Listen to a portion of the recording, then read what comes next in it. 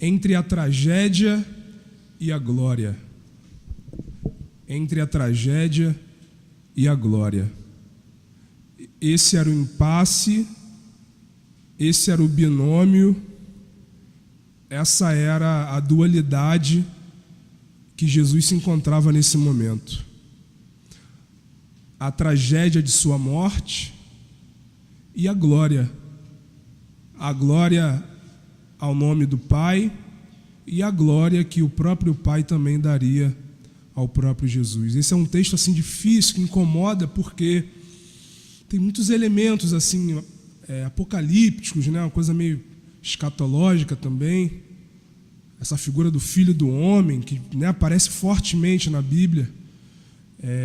A destituição do príncipe deste mundo, né? Essas coisas assim que a gente fica meio sem saber o que significa exatamente. Mas é isso, acho que até o próprio nosso pastor Edson, que fala muito que esses textos eles desafiam a gente. E a gente tem que aceitar esse desafio de olhar para esses textos e tentar extrair dele ali o que tem de vida, o que tem de essência, o que tem de essencial ali dele, né? Tirar o supérfluo e se agarrar ao essencial. E nesse dilema, né, entre a tragédia e a glória, eu lembro de uma música do Raul Seixas, que se chama Canto para a Minha Morte, uma música meio macabra, assim, né? Um tango forte, que ele diz: vou te encontrar vestida de cetim, pois em algum lugar esperas só por mim, e do teu beijo provar o gosto estranho que eu quero e não desejo, mas tenho que encontrar. Vem, mas demore a chegar, eu te detesto e amo, morte, morte, morte, que talvez seja o segredo desta vida. A mesma coisa, mesmo estranhamento, né? Esse dilema da morte, da tragédia e da glória.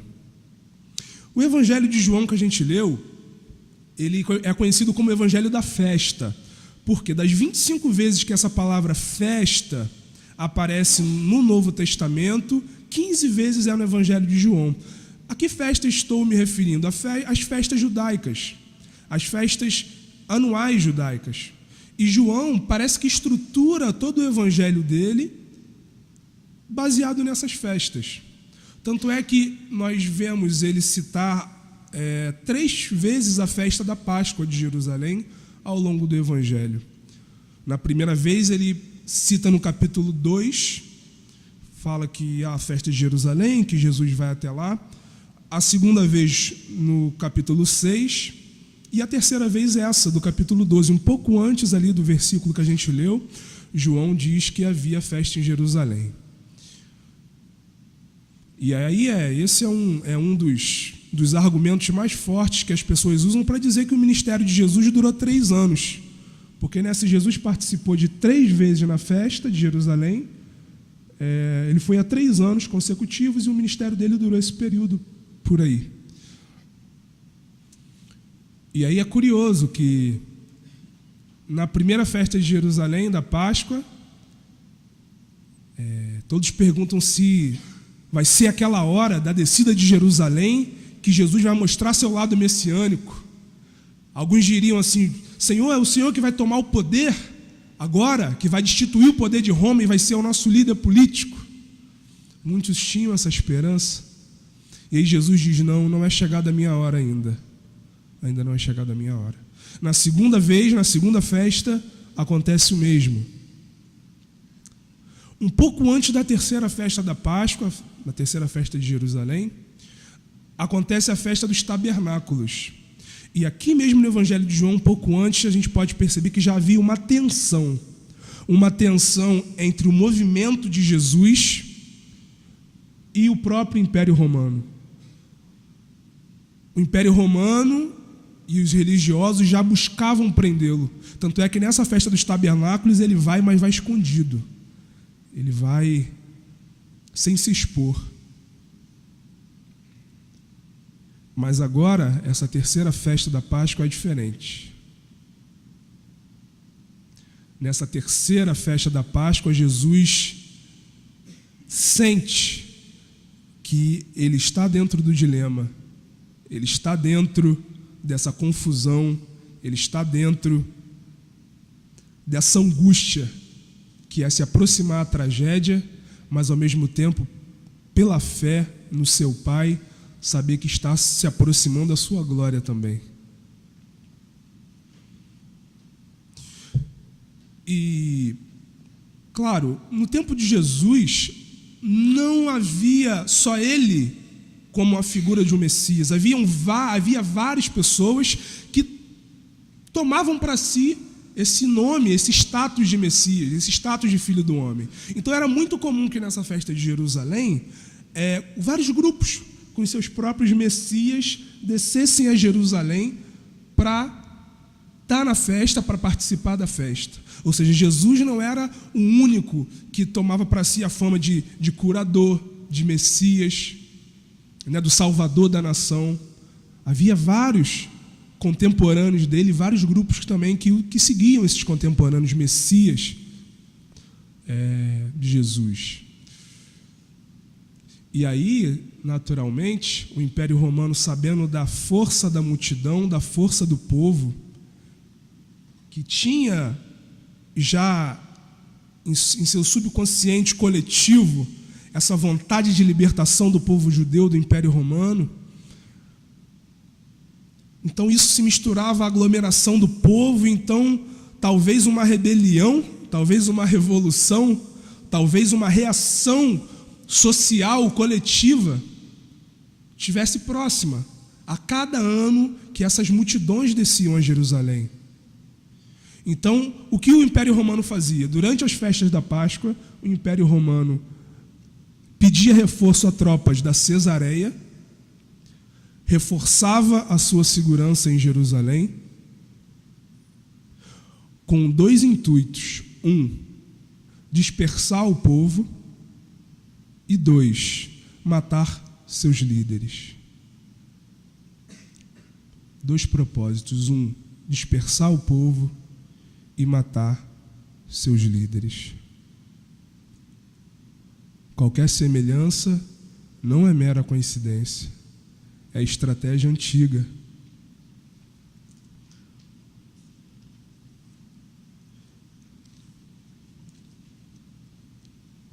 Então, dentro dessa tensão entre a vontade do povo de um novo reino judaico, e, por outro lado, a repressão do Império Romano,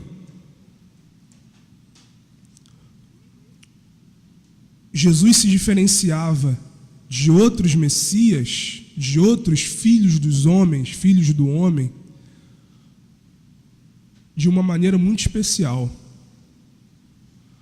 A glória de Jesus não estava no poder político. A glória de Jesus não estava num poder, no messianismo espiritualizado demasiadamente. Ou seja, no mundo espiritual totalmente outro, que não se preocupa com esse mundo, que não se preocupa com o dia a dia, com a carnalidade, com o corpo, com a fome. A glória de Jesus estava de várias maneiras em sua simplicidade, em sua vida, no seu caminhar. E olhando para esse texto que a gente leu, que demonstra essa tensão da morte, essa tensão de que, olha, é o seguinte, agora, se esse cara aí é o revolucionário, é o líder político que esperamos, agora é a hora dele se manifestar, agora é a hora dele mostrar o seu poder. Isso o povo esperava, parte do povo esperava, isso o próprio Pilatos declarou, e muitos outros mais. Ora, se tu és rei, se tu és o Messias, mostra. Mas não, a glória de Jesus não estava na pirofania, não estava no espetáculo. E olhando para esse texto, eu pude perceber minimamente três pontos nos quais a glória de Jesus se manifestava, se dava. O primeiro dele é a alteridade. alteridade. Durante o ministério de Jesus, em nenhum momento, ele pôs o seu desejo, o seu interesse, sobrepondo a vontade do Pai ou a vontade das pessoas. Em nenhum momento, o seu interesse sobrepunha esses outros dois aspectos. Talvez quando o interesse dele, o desejo dele, as ações dele sobrepunham o desejo de alguns, mas estava de acordo com a vontade do Pai. Mas nunca, jamais, a sua vontade acima da do Pai e acima da das pessoas com quem ele convivia. A alteridade. Isso a gente vê na multiplicação dos pães, quando ele poderia muito bem ali proclamar o reino de Deus, pregar sobre o reino de Deus e dispersar a multidão. Mas não, seu interesse não estava só na pregação, seu interesse também estava no anseio, na carência, na necessidade das pessoas que o acompanhavam.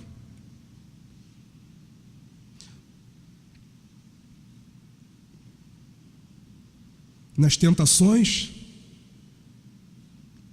talvez o seu desejo físico seria um pedaço de pão.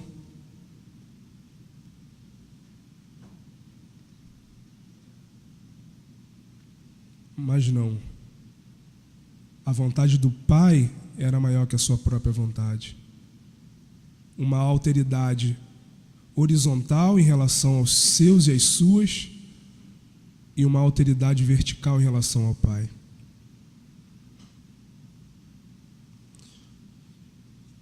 E eu acho que não tem momento mais forte na Bíblia que demonstra essa alteridade de Jesus do que quando a mulher cananeia, uma mulher estrangeira que não tinha nada a ver com o judaísmo ou com o povo judeu, pede a Jesus que cure a sua filha. E ele diz, não, eu vim para os judeus. Esse texto é ácido, né? Porque a gente não consegue imaginar um Jesus recusando a necessidade de alguém. E por um momento parece que ele recusa.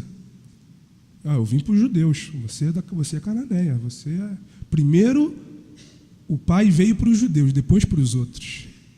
E aí a mulher parece que diz, sim, Senhor, mas os que comem na mesa, os que comem no banquete também podem deixar escapar algumas migalhas ali,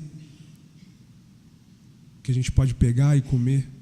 E aí Jesus diz, realmente a sua fé é grande. Faça conforme a tua vontade. A alteridade, sobrepondo a sua própria raiz étnica, sua própria raiz religiosa, judaica. Um segundo ponto, onde a glória de Jesus se manifestava, era na pluralidade. Pluralidade. No verso 32 do texto que lemos, está escrito, e eu, quando for levantado da terra, atrairei todos a mim mesmo. Hoje diríamos todos, todas, atrairei todos a mim mesmo. E lá no versículo 20, foi o primeiro que a gente leu, diz que gregos, e gregos aqui nesse sentido, quer dizer pessoas que não moravam em Jerusalém, mas que professavam a fé judaica, mas que originalmente não eram judeus. Todos seguiam Jesus nessa entrada a Jerusalém. Ou seja, havia ali na multidão ao redor de Jesus uma pluralidade que era aceita, que era bem-vinda no caminhar de Jesus. E um terceiro ponto, no qual a glória de Jesus é manifesta, é na partilha. Na partilha, no frutificar. No verso que lemos, o verso 24, diz, em verdade vos digo, se o grão de trigo caindo na terra não morrer, fica ele só, mas se morrer, produz muito fruto.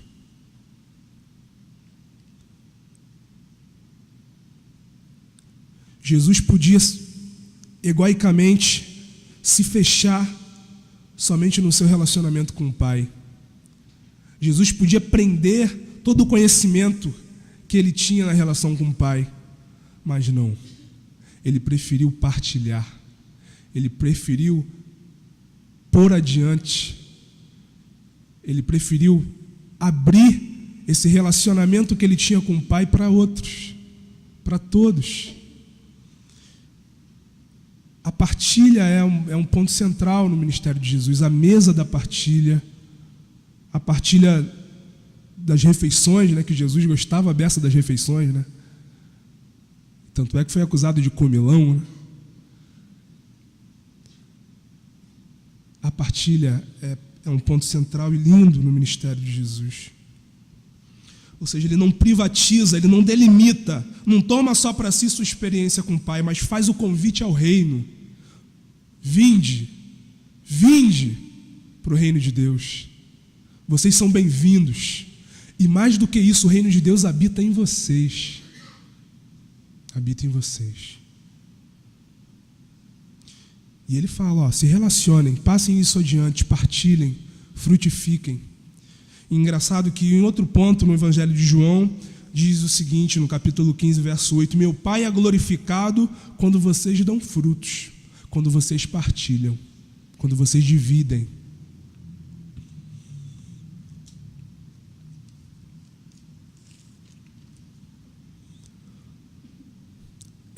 Eu não conhecia a Marielle nem o Anderson pessoalmente.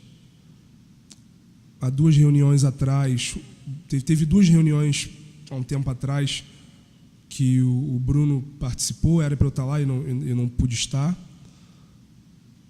E ela estava presente. Então, assim, não a conheço pessoalmente, diferente do Bruno, mas eu creio que esses 3 pontos que eu percebi no ministério de Jesus parece estar na vida dela. Está na vida dela, estava na vida dela. Ou seja, a alteridade, olhar para o outro, o sair de si, ir de encontro às outras pessoas. A pluralidade